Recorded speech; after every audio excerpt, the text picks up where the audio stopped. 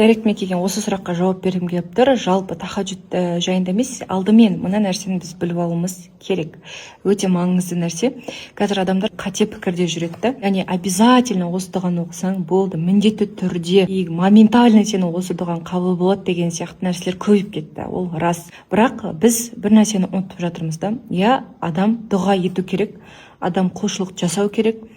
Құлшылық жасауымыз керек. Неге? Аллах тағала маған дұға етіңдер, маған құлшылық етіңдер дегені үшін ғана. Осы момент өте маңызды. Бір нәрсе алу мақсатында, бір нәрсені сұрау үшін ғана емес. Біз Аллах бұйрық етті, маған мойынсұныңдар, маған сәжде етіңдер, маған құлшылық етіңдер, менен сұраңдар дегені үшін ғана біз не істейміз? Сұраймыз. Дінімізде ғалымдарымыз былай айтады, қабыл болатынына күмән келтірмей дұға етіңдер дейді. Егер біз сенбей тұрып дұға ететін болсақ, осы қабыл бола ма, қабыл болма ма, қалай болады екен, Аллах маған өзі бере ма, бермей ма, берсе қашан береді, қалай болады деген сияқты ожиданиеде өмір сүретін болсақ, ол дұрыс емес. Және сіз дұға еттіңіз, болды, дәл сол формада Аллах сізге жауап беру керек, ол міндетті деген нәрсе жоқ. Раббымыз, ол біздің Раббымыз.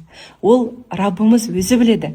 Дұғамызға жауап береді ма, жауап бермейді ма, оны кештетіп береді ма, оны бізге күттіріп қояды ма, немесе моментально жауап бере ма, немесе басқа формада жауап бере ма. Аллах тағала өзі біледі, өйткені ол әлемдердің Раббысы. Ал біз пенделік өзіміздің шектеулі ойларымызбен бұлай болу керек деген сияқты міндет қоямыз да, сосын ожиданиеңізге сай келмей қалған кезде не істейді? Адам қателесіп Аллаға претензия пайда болады.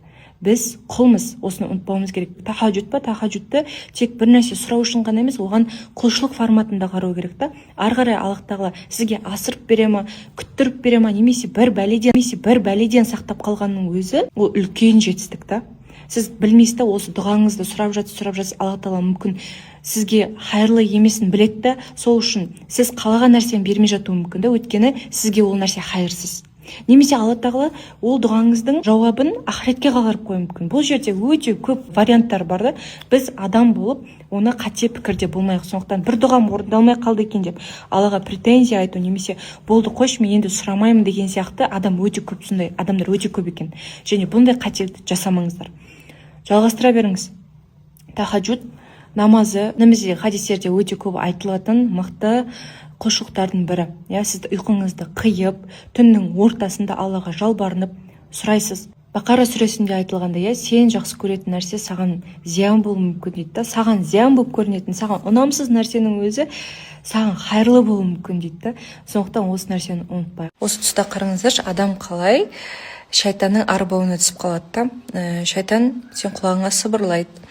Қара, сен дұғаң қабылмай жатыр, сен тахаджуд оқып жатсың, сен Құдайдан сұрап жатсың, қанша күннен бері деген сияқты.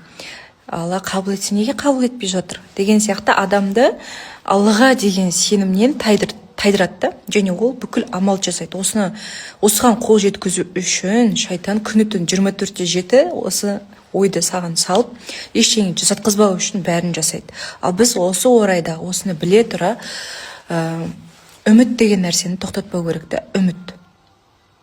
Үмітсіз шайтан деген сөз бар қазақта. Неге айтылған ол нәрсе? Аллаға сенуді ешқашан тоқтатпаңыз. Сіздің Раббыңыз онсыз да сізді 24/7 ойлайды, сіздің қамыңызды жасайды. Сіз қол жайып сұрағанда бермейді деп ойлайсыз ба? Әрине бәрін береді. Тек адамға сабыр керек.